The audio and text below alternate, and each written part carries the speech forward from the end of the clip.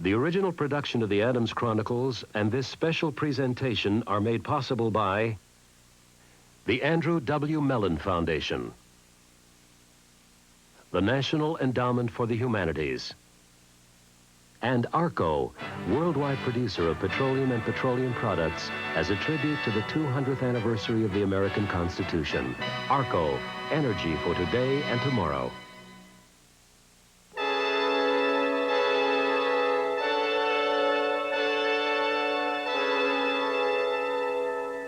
Four generations of one family. Their lives and causes reveal 150 years of American history.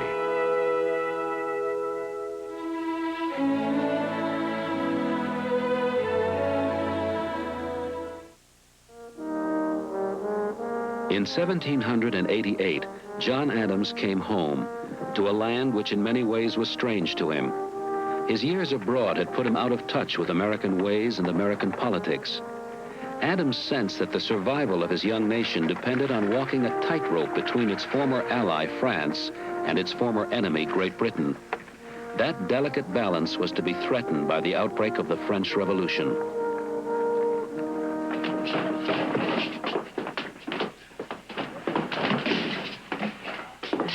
I cannot believe my eyes. Well, this is your new home, Mrs. Adams.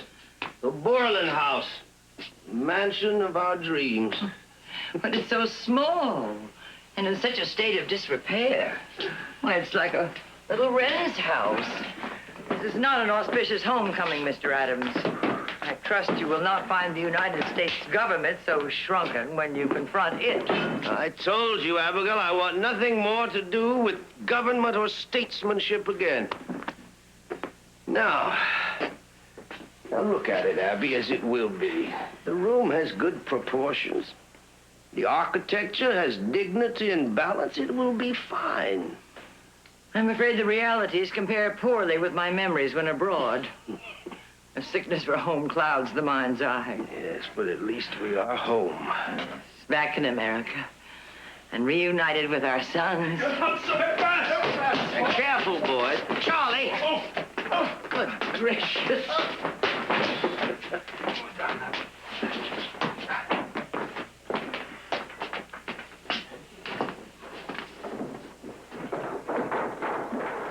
Did you hear the birds singing along the road from Boston? You can keep your French nightingales and your English larks.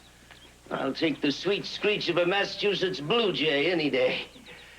Oh, serenity, Abigail, is all I crave. I shall serve only the cause of peace and quiet. Seclusion here in Quincy may be your preference, Father, and I'm convinced it's to Governor Hancock's liking as well. He's afraid of your political experience. Where do you want this box, Father? Oh, be careful, Thomas. They're my books. Put them safely in that corner, please.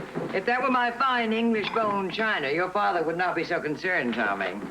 For a man fearful of me, Johnny, Governor Hancock was extraordinarily hospitable to your mother and me when we landed in Boston. Of course. He would be kind to you, Father. He wants your support, not your rivalry. Well, I'm not of a mind to be anyone's rival, Thomas. Father, you know it's a certainty that General Washington will be president. The prize everyone's fighting for is the vice presidency. Time enough to talk politics over tea, boys. Hancock in Massachusetts, John Jay, George Clinton in New York. Heaven knows how many Southerners. Well, if New York's chosen as the capital, it may boost Clinton's chances. Or John Jay's. In my opinion, the key figure is Alexander Hamilton. He's the power behind the Union. A great economist. And I understand an even greater intriguer. He would not have so much power were he not General Washington's protege, Father. I think it's unseemly for a man such as Washington to have such confidence in an upstart who's not even in the government. An upstart or no, Hamilton can pull strings and will, Father, for the candidate of his choice. Rumor has it he's backing Hancock. If you could get his support, Father, there'd be no question of your election. Well, give me time to catch my breath, Charles. I've given no thought to seeking any office. And I certainly have not considered soliciting the aid of Mr. Hamilton. From all that I have heard, General Knox, Mr. Adams is both stubborn and he is vain. He will be less pliable for being stubborn, but more vulnerable for being they. He is a true patriot, Mr. Hamilton. Much respected. You can't deny that. He's irreproachable, sir. And I always doubt irreproachable politicians. Now, there is Hancock, but he's mighty ambitious. They're all ambitious. So am I, and so are you. We took each other's measure in the war, friend Knox. We understand each other very well. Come, Colonel Hamilton. Shall you support John Adams? A plain man who has tarried so long in rich company may have developed notions of grandeur. To be vice president is a little too close. A little too close, friend Knox. You've no reason to suppose he'd interfere with any of your programs. He knows as well as you do that we need a sound currency. And besides, he's a man of wide experience. He negotiated with both the French and English. I would have preferred a man with less experience. Men with a long way to climb are usually more amenable to assistance on the way up. Who are the alternatives, then? Oh, there are always alternatives. Most governments are run by alternatives. Except, of course, when someone is indispensable. But let us take the measure of Mr. Adams. Go to him, friend Knox. Sound out his ambitions.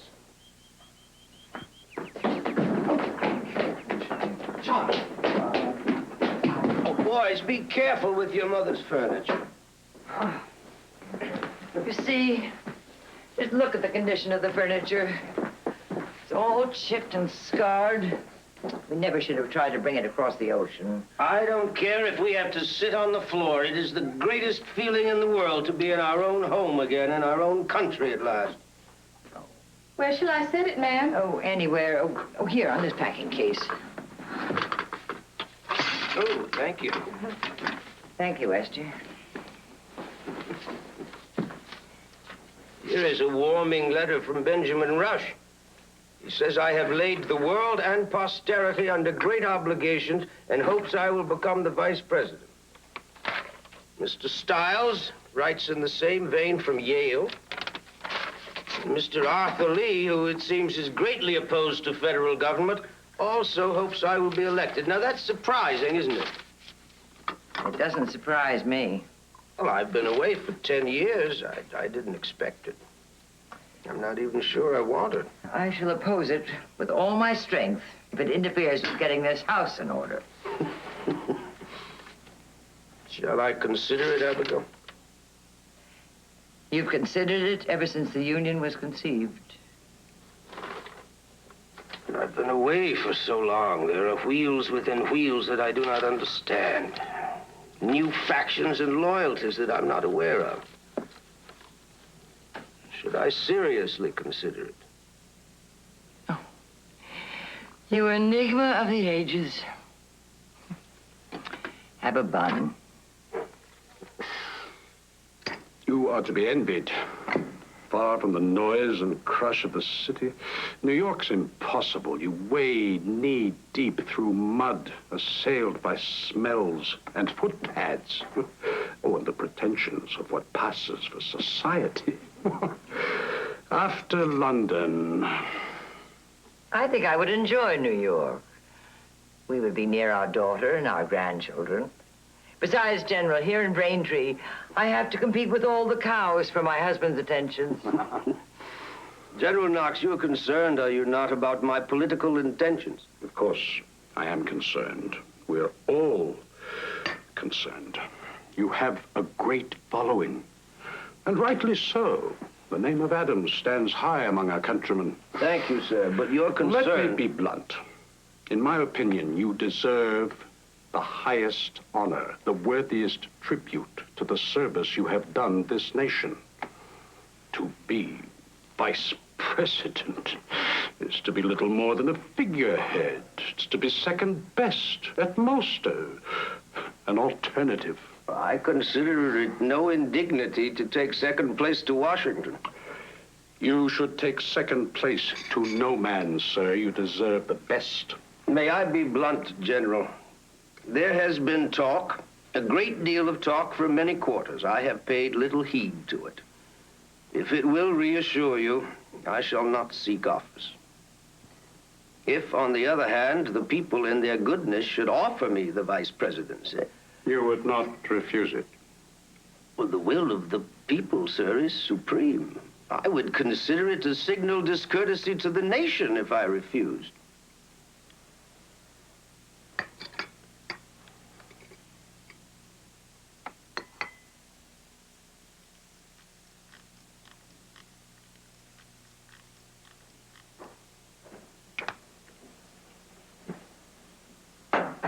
No, I was not worried. I was secure, whatever the outcome. But you are happier this way. Well, perhaps, and perhaps not. Oh, John. You must allow yourself a little comfort. Even a little pride. Well, oh! Yes, that's what this election boiled down to, Abigail.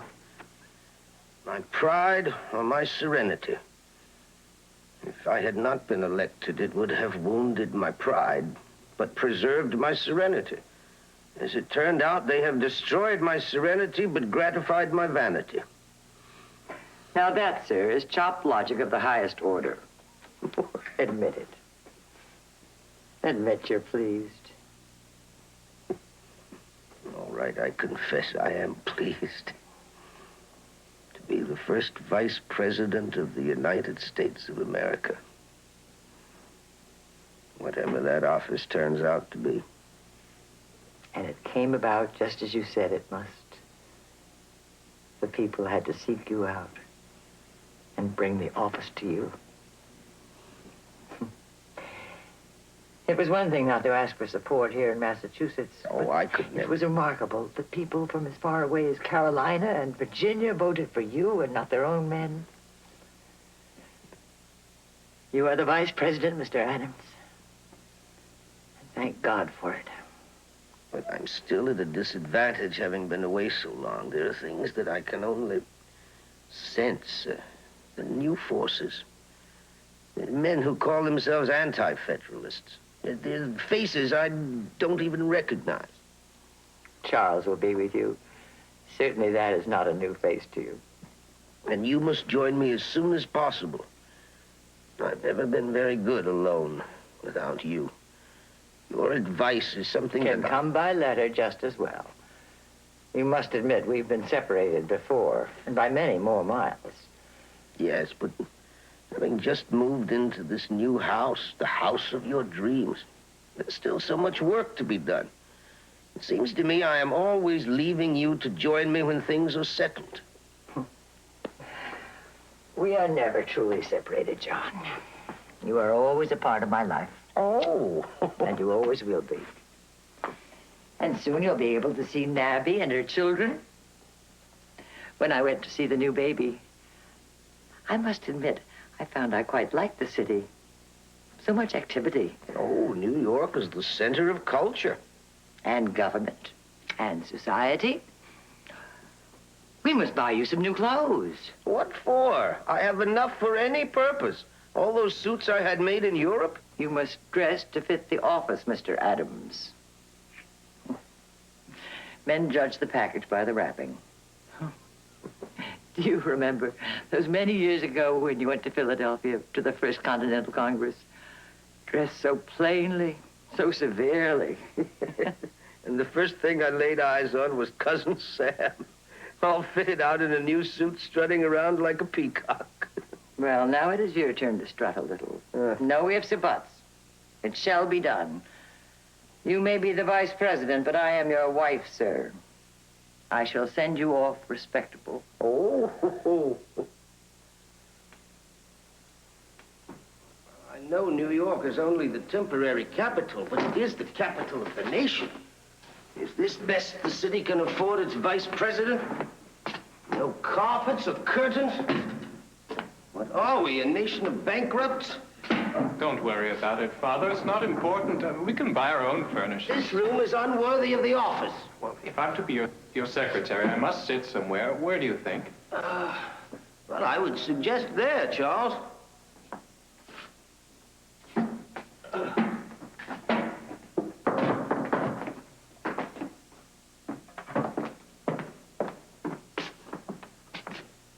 Vice President. Mr. Izzard, how good to see you again. So you are a distinguished senator now. Indeed. And I brought along two of my comrades. They were most anxious to meet you. Senator William McClay of Pennsylvania. An honor, sir. It's a pleasure, Mr. McClay. And John Langdon, President Pro Tem of the Senate. My heartiest congratulations, Mr. Adams. Thank you, Mr. Langdon. Gentlemen, this is my son, Charles, who's going to serve as my secretary. You may find us a bit rough and ready after your time with those polished Londoners. Oh, I have never found Americans to be lacking in good manners, Mr. McClay. My dear Vice President, let me introduce myself. I am Alexander Hamilton. I had to come at once to meet you. Well, it is an honor to meet you at long last, Mr. Hamilton. What a happy day for America to see you as the presiding officer of the Senate. Not as yet officially, Mr. Hamilton, and we must see to that. Come, gentlemen, let us see if the Senate is as yet seated. It will be my pleasure to present you. You are most kind, Mr. Langdon. I have looked forward to meeting the young man who worked so hard for our Constitution. I have, of course, read your Federalist papers. You do me too much honor, sir. Your communications from England were, of course, invaluable to us here. Thank you. But so much work remains. I have plans for currency, trade, the solvency of this country. Yes, as soon as possible, Mr. Hamilton. I am most eager to hear your ideas. What a glorious moment this must be for you, sir. The Congress's confidence in you was most impressive. I have only one regret, that Mrs. Adams and my other boys could not be here for the inauguration. And my friend, Mr. Jefferson. Oh, Mr. Jefferson seems happily enough engaged in Paris, cultivating the nobility and extolling the masses. Mr. Adams, the Senate awaits you. Oh, my goodness. Charles? Will you excuse us?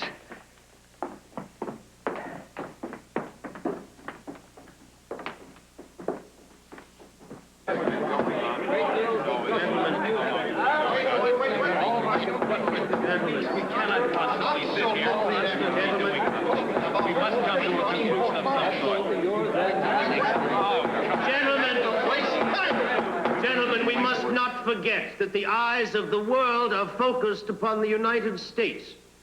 That we are to gain the respect of nations who may in the future become our allies, with whom we will sign treaties and trade agreements. We must conduct ourselves in a manner worthy of this august body. I therefore crave your indulgence if I approach this problem first with the question of terms of address for public officials. In other words, the designation of titles. Oh, what's that? What's he coming to? Titles. The inauguration of our first president will be shortly upon us. Now, in what manner are we to address him? In what manner is he to be addressed by foreign ambassadors and heads of state? As you know, in monarchies, it is the custom to refer to the ruler as His Majesty. Oh. It is patently absurd to refer to the president of a republic as His Majesty. Yes, I am quite aware of that, sir. I am merely enumerating the titles currently in use. But I have the strongest aversion to all such European distinctions.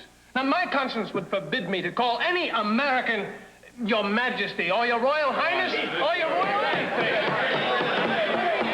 Would your conscience permit you to call the president Your Elective Majesty, as they do in Poland? Oh, Lord! May I suggest most honorable? Protecting the people's rights. Mr. McClay. Gentlemen, are we the same Americans who fought at Lexington and conquered against a tyranny supported by privilege, of which such titles are the abominable symbol? Americans or not, Mr. McClay, we have to call the president something. Now, do I hear a motion? The chair will entertain a motion. This is ridiculous. Gentlemen, the chair.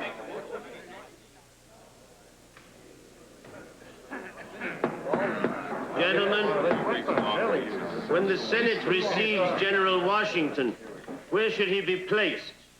Should we stand or sit? Mr. Izzard? As I recall, sir, in Great Britain it is the custom to receive the king seated in the Lords, but standing in the Commons. That is correct. They stand in the Commons, sir, because they have no damn chairs to sit on. We have chairs, sir. So for God's sake, sir, let us sit.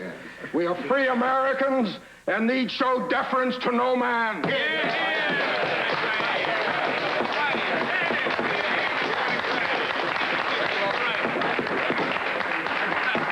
These matters may seem tedious and inconsequential, gentlemen, but we must remember that this government will exist for many hundreds of years. We must establish a sound and dignified tradition.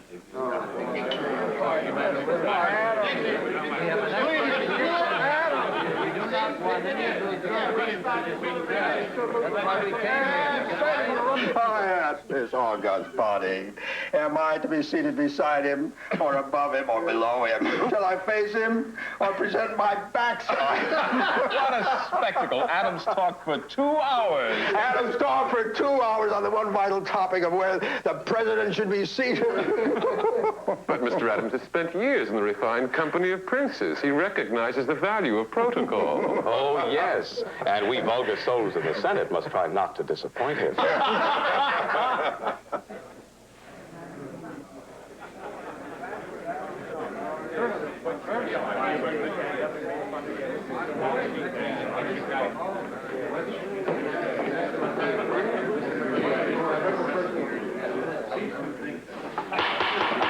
Gentlemen, I must call this assembly to order. General Washington has arrived.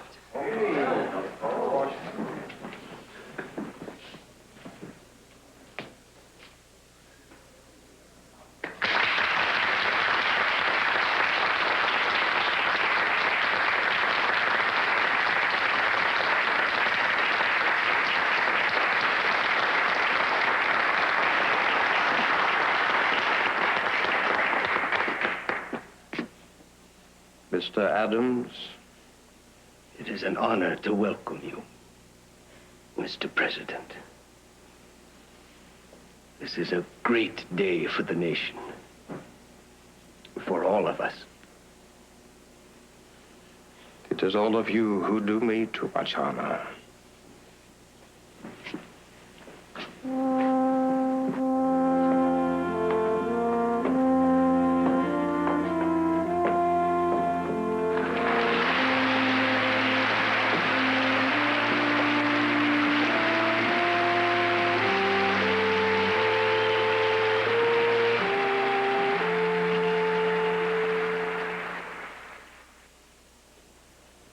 You do solemnly swear that you will faithfully execute the office of President of the United States and will, to the best of your ability, preserve, protect, and defend the Constitution of the United States. I do solemnly swear that I will faithfully execute the office of the President of the United States and will, to the best of my ability, preserve, protect, and defend the Constitution of the United States. So help me God.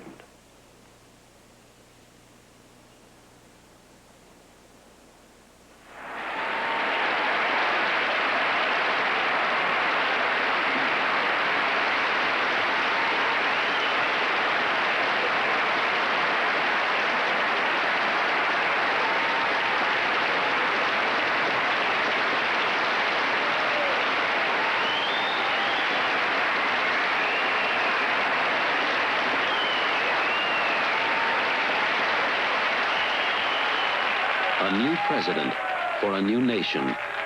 Prospects for both seemed bright on the day of the inauguration. But Washington himself recognized that an ocean of difficulties lay ahead. One of the greatest was steering a neutral course between those historic European rivals, Great Britain and France. Each country had its champion in Washington's cabinet. Secretary of the Treasury Alexander Hamilton favored the British. He believed the essential interests of Britain and the United States, politically and commercially, were the same. Secretary of State Thomas Jefferson favored France. His goal was to cement ties with the French revolutionary government.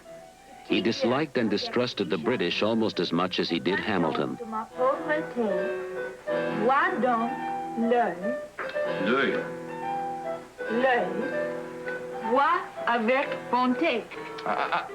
Don't forget the liaison, Polly. Voir to the You'll never learn to speak French. It is impossible. The most beautiful language in the world. You think everything French is the most beautiful. Look, Patsy, this is buckwheat. You see what improved cultivation does to the seed. It's a valuable source of food for the poor. Il est tout à fait exquis. Mon papa bien adoré. Mr. Madison to see you, sir. Is this an inconvenient time? James, welcome back. Tell us, what gossip do you bring us from the capital? Oh, Monsieur Madison, what have you brought us for this day? Oh, thank you. And this is for you, Miss Patsy. Oh, thank you, Mr. Madison. You spoil my minxes. I love it. And now for you, Thomas, news from Paris. Oh, fine. I can't tell you how good it is to see you again. May I get you some refreshment? I fear they've drunk too strong a draught of revolution, my friend. Yes, well. As Louis and Marie Antoinette have been imprisoned, the king is to be tried. No time is set yet. And poor Madame Lamberle, brutally murdered because she would not take an oath against the monarchy. My God, Thomas, they carried her head about on a pike before the Queen's window. Well, some bloodletting was to be expected. But, James, it's bad blood. Poisoned by centuries of false ideas. What a fool he was. He had a golden opportunity to sweep away the whole rotten system, and he let it slip through his fingers. Hamilton will try to use these new developments to discredit you. Perhaps. But the American people will not stand for Hamilton and the Federalists making our government an imitation of the British. We must have a true Republican government. And you are the man to give it to us, Mr. Jefferson. Well, not this presidential election. Now, no one can win against Washington. He must have a second term. But Vice President Adams is in a weaker spot. He's my friend, James. And a man of honor. He is too much under Hamilton's influence. This is a fight. We must use any weapons. Mr. Adams should be unseated. Washington and Adams were both elected to a second term, which opened in the shadow of a European war. Elements of American political dissension now coalesced into rival national parties. The Republicans, led by Thomas Jefferson, and the Federalists, led by Alexander Hamilton. So now the fools have guillotined their king. The French have gone completely mad. Total insanity. Well, that is the kind of insanity our Secretary of State believes in. Citizen Jefferson is with us for another term, I fear. It should be some gratification that Washington and Adams are safely installed for another 4 years. Did you note this? It is thought that a coalition of European powers will mobilize against the French revolutionary regime. If they don't crush the rebellion now, it will sweep through all of Europe. It'll be Holland next, then England, then Prussia. I have no faith in the mob, Pickering. I know it is your fear that they will get power here. That would be the end of your carefully built banking system, the end of investment, the end of commerce. The end of all prosperity. Surely with your weight in the cabinet, Mr. Hamilton. If Mr. Hamilton will please... We can no longer delay, gentlemen. Monsieur Genet has reached Charleston. He will be upon us soon. Do we recognize him officially or do we not? Mr. President. Mr. Secretary. If it were not for France's help, we should not be gathered round this table, free men in a free republic. To withhold the hand of brotherhood in their supreme crisis would be an ignominious betrayal. We must receive Monsieur Genet with the full respect due a minister. Mr. President. Mr. Hamilton. In my opinion, no recognition can be given a government which is empowered solely by the right of violence. The atrocious crimes committed recently under its authority, culminating in the lawless murder of Louis XVI, stamp. We have a treaty, sir, and obligations which must be honored. Our duty is to the French nation, not to a cruel and unjust monarch who happened to be in power when a piece of paper was signed. I have not yet finished, Mr. Jefferson. Pray, go on, Mr. Hamilton. Even your old friend, Mr. Adams, refused to receive the representative of this revolutionary regime. A regime which is currently engaged in war against the united powers of Europe. Great Britain, Holland, Prussia, and the Austrian Empire. Exactly my point. To repudiate the treaty with France puts a dangerous weapon in the hands of England. Oh, I'm most sorry to have interrupted Mr. Hamilton's oration.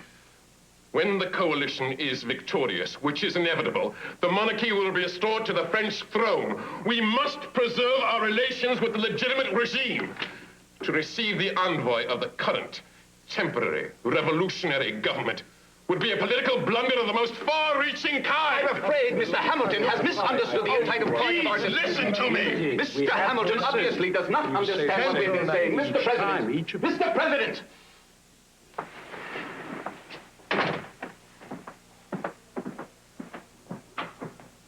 Mrs. Bingham, ma'am. Mrs. Bingham. My dear, I'm so sorry. I didn't know there had been a bereavement in your family. Do sit down. I am in mourning for the Queen of France, who was so brutally executed by those ruffians who seized power. I'd hoped to find you likewise. Well, it was very tragic, but... My dear Mrs. Adams, ladies in our position must make their loyalties quite plain, and you are the Vice President's lady. I dislike violence as much as anyone, but after all, we are first and foremost American. For how long? There's so much unbridled support for those monsters. Do you know that my maid, my personal maid, had the effrontery to appear before me in a Liberty bonnet? One of those caps those terrible women wear in Paris. Thank heavens for Mr. Hamilton. All of us who have property and social position should be down on our knees in gratitude that there's one man with common sense in the government. There are plenty of men with common sense in the government, including the president and my husband. Frankly, Mrs. Bingham, I have little patience with these theatrical posturings. Posturing? Well, my dear, Mrs. Bingham. Good day, ma'am. Mrs. Bingham has come to call because she is so upset about the execution of Marie Antoinette.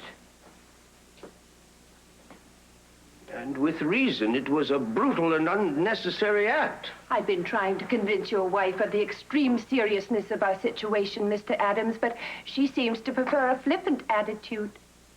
Now I must be on my way. Good afternoon.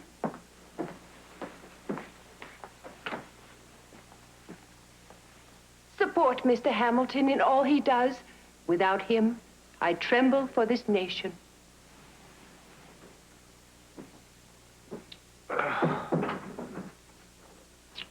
One would think the French Revolution were being fought here in the streets of Philadelphia. I am weary of hearing about it.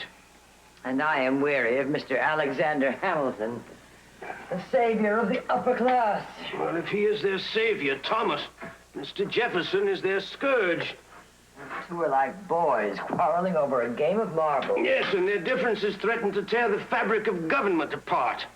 Jefferson's faction are now calling themselves Republicans. They're setting up an opposition party to Washington and the Federalists, while Mr. Hamilton puts himself about as a defender of commerce and the economy. If I were president... When you are president. I shall exile them both to a very small island and let them argue themselves into oblivion. What has happened, John? Mr. Jefferson was so beguiling in Paris.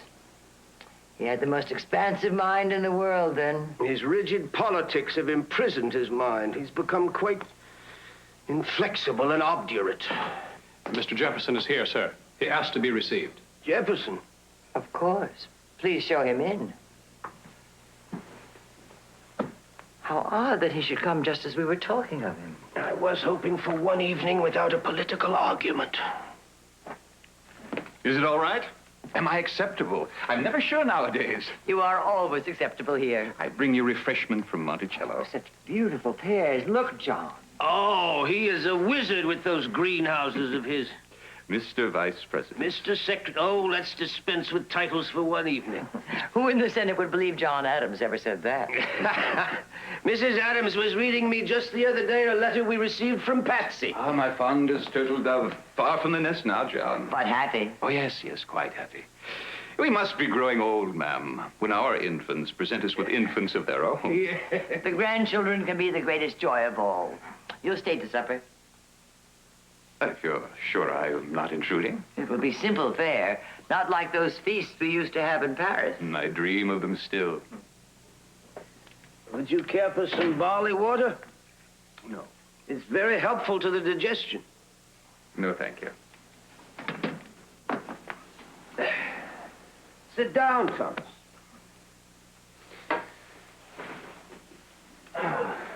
Oh.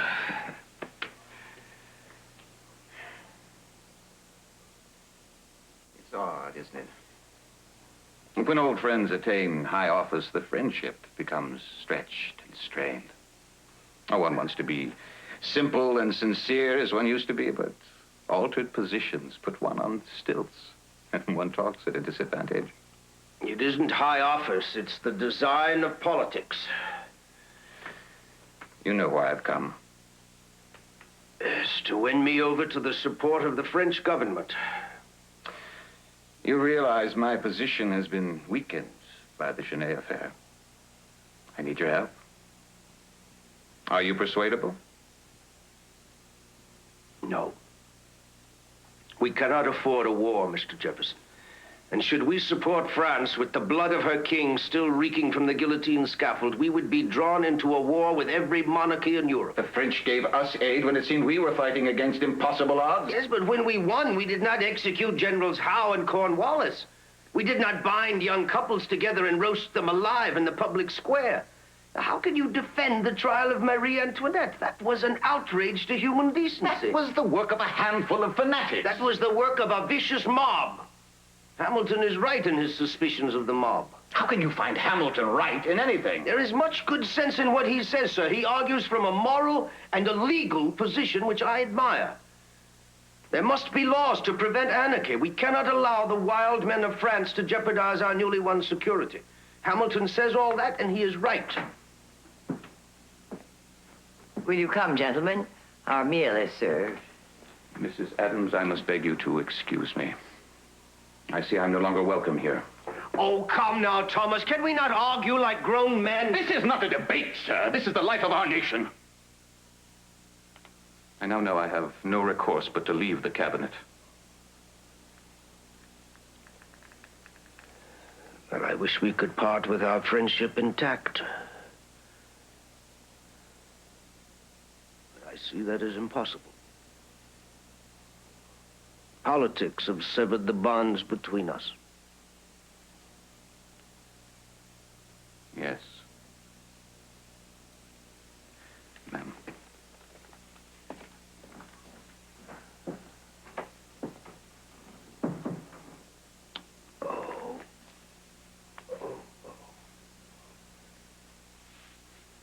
John Adams, like the United States, was caught between conflicting forces.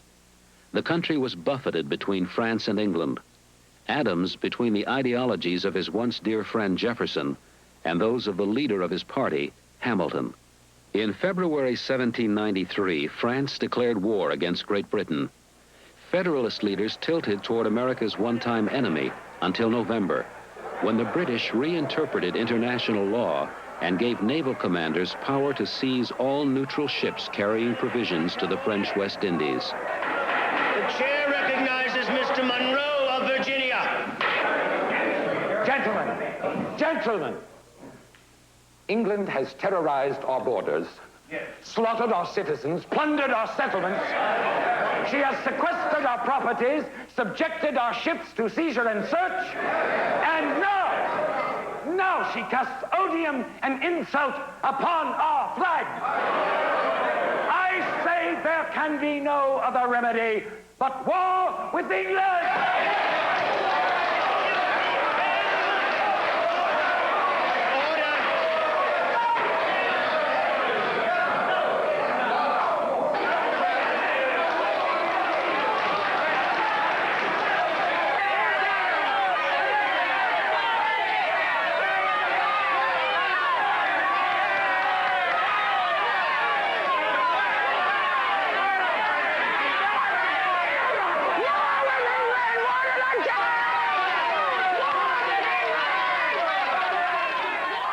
The voices of the people echo the voices of their leaders. Once again, the populace cries for war against British oppression. Once again, effigies of King George III burn in the streets of American cities.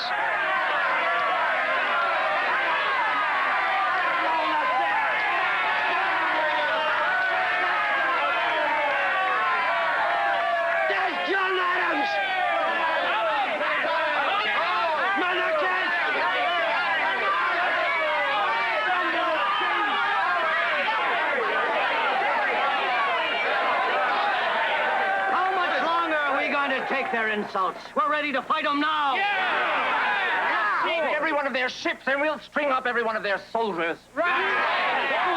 We want war! Return to your homes. He's a friend of the king. You serve no purpose by these riotous demonstrations. The government is well aware of the situation and will make the best decision in due time. We won't wait for the government. We want war now!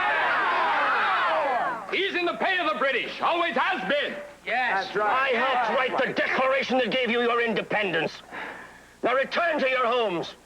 Wait until President Washington makes his decision. Will it be war? Will it be war?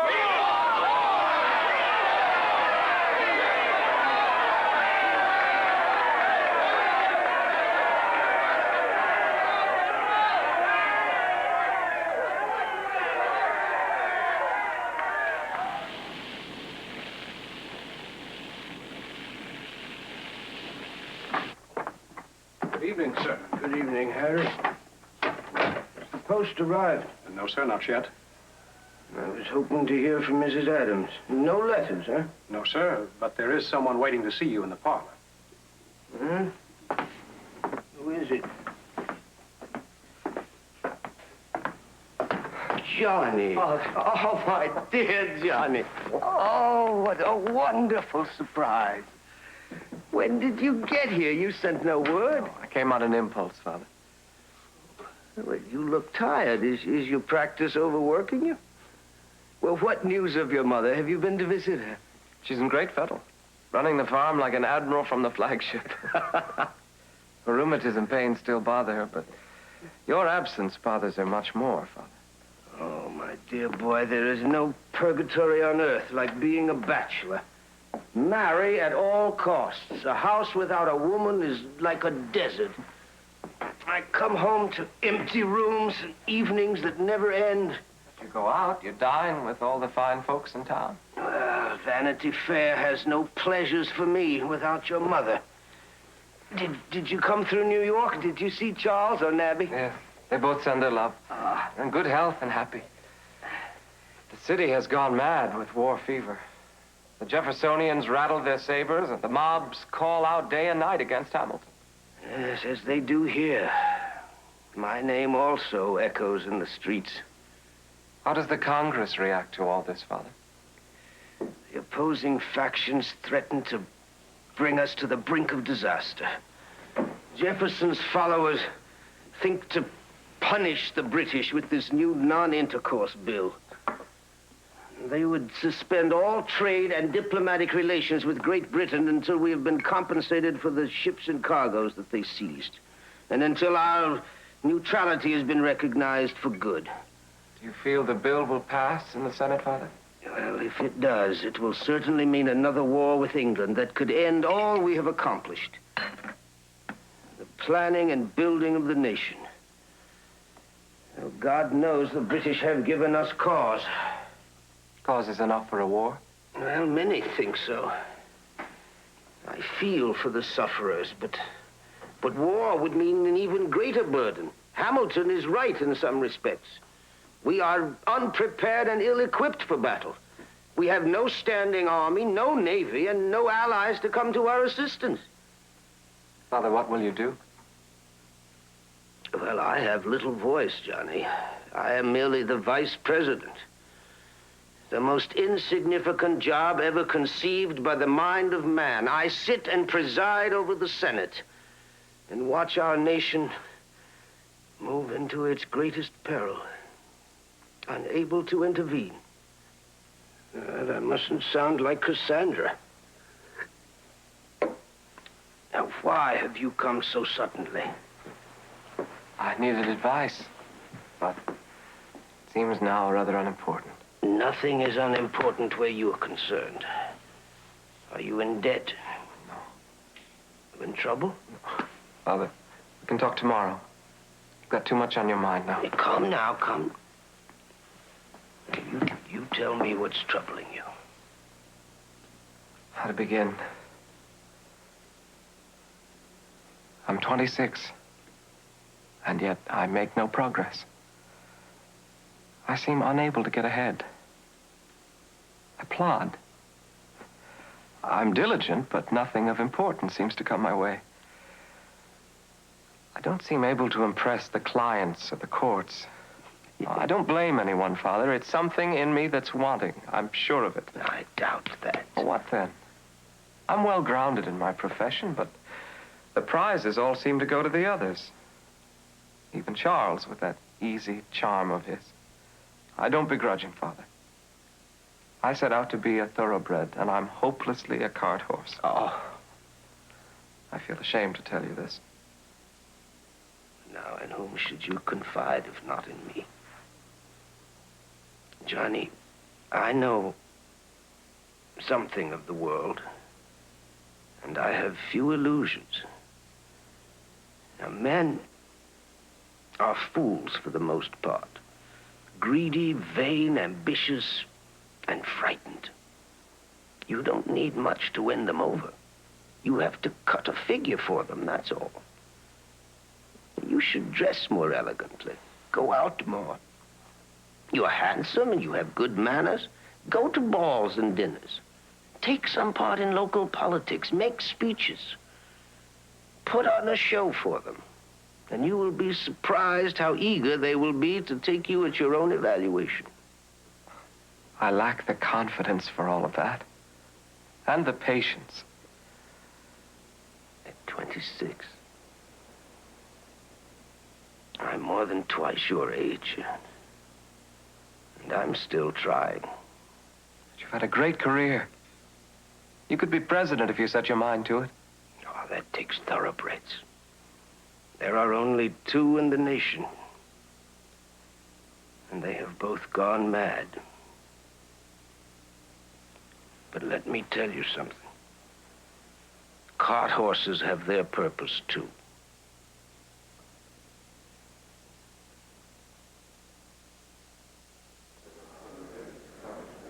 Those in favor of this bill? Aye. Those opposed? Nay.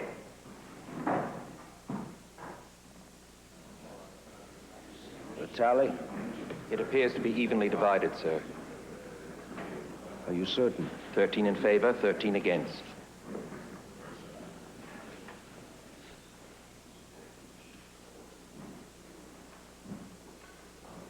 Gentlemen, the vote is tied. As you know, in such circumstances, the President of the Senate is allowed a deciding vote. I have made no secret of the fact that from the first, I favored negotiation with England rather than war. I therefore cast my vote against this non-intercourse bill.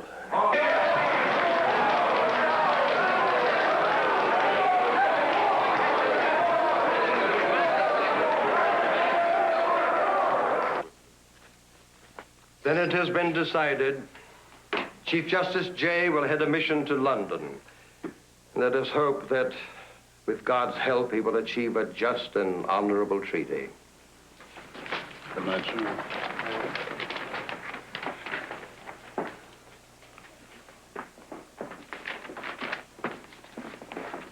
Actually, I think there was another. Mr. Adams, I've not had the chance to tell you how I've come to rely on your judgment on many occasions.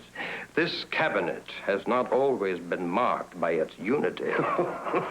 Mr. President, only you could have held this cabinet together. It's a pity that e pluribus unum seems not to be the favorite motto of certain gentlemen.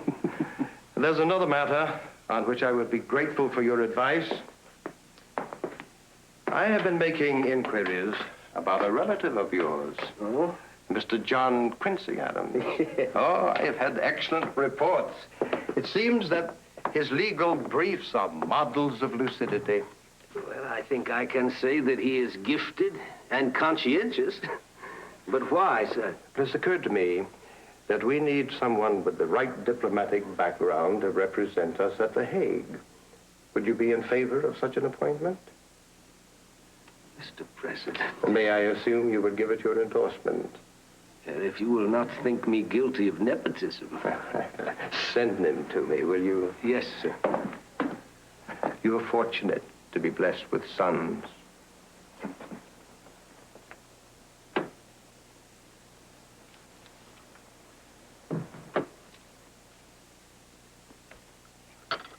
More tea, Dr. Tufts.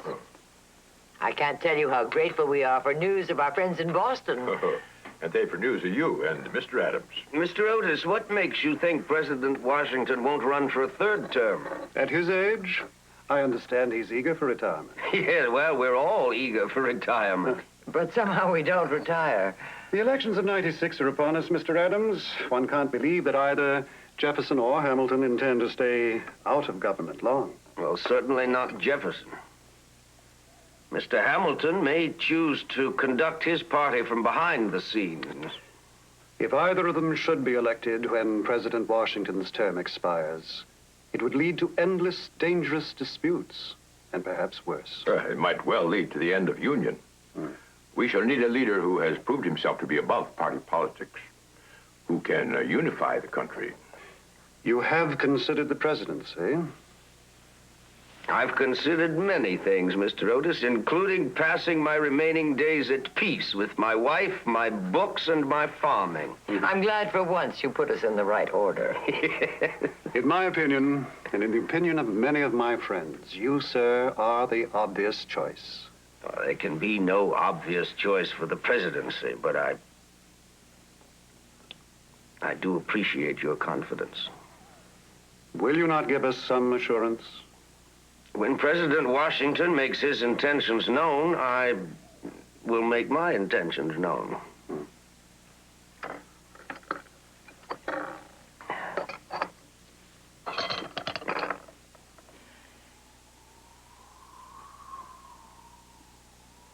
Just look at that sunset.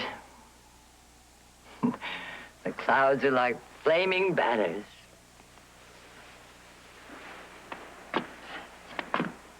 It has happened. By some twist of fate, they have elected me their president. I'm no longer young. I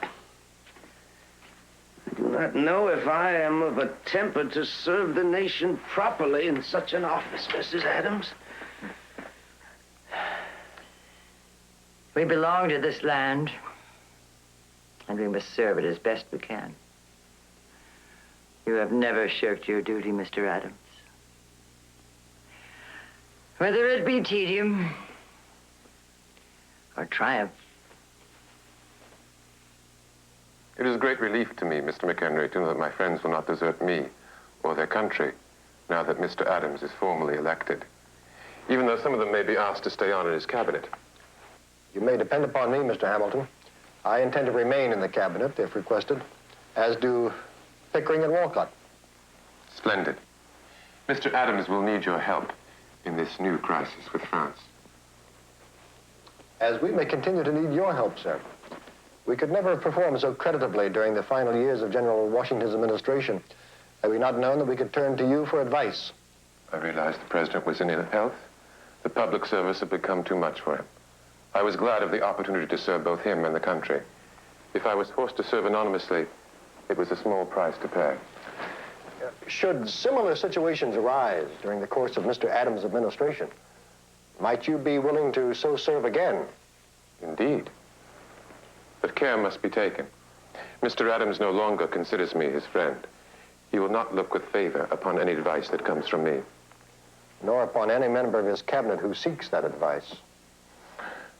However, should the Secretaries of State and War feel that I can be of help, Mr. Adams has inherited a hornet's nest, and we are caught between the British and the French. We know our enemy, the French. If However much I may agree with you, Mr. McHenry, we can afford war with no one. We have neither army nor navy. For the time being, we must defend our honor against the French insults with a firm stand and skillful negotiations. And the aid of Alexander Hamilton. If that should be the case, I am your servant, Mr. McHenry. Yours and the country's.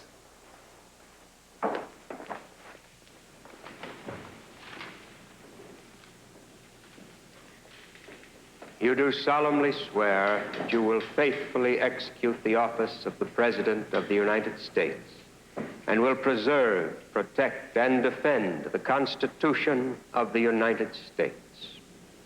I do solemnly swear that I will faithfully execute the office of the President of the United States and will, to the best of my ability, preserve, protect, and defend the Constitution of the United States. So help me God.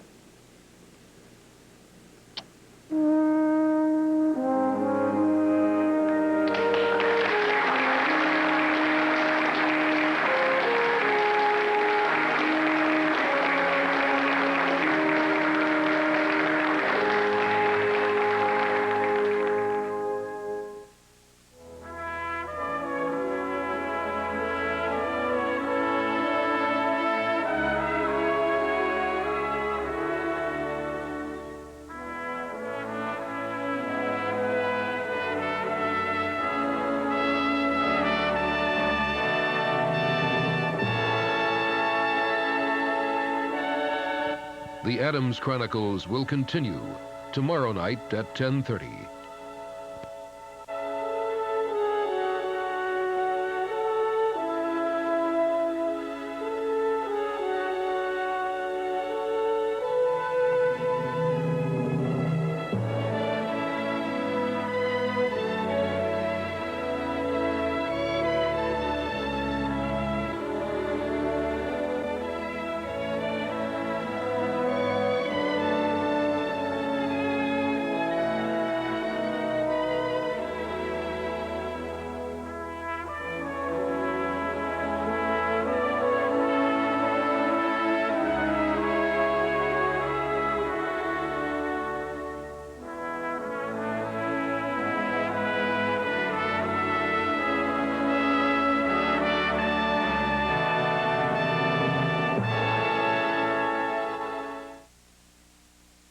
The original production of the Adams Chronicles and this special presentation have been made possible by the Andrew W. Mellon Foundation,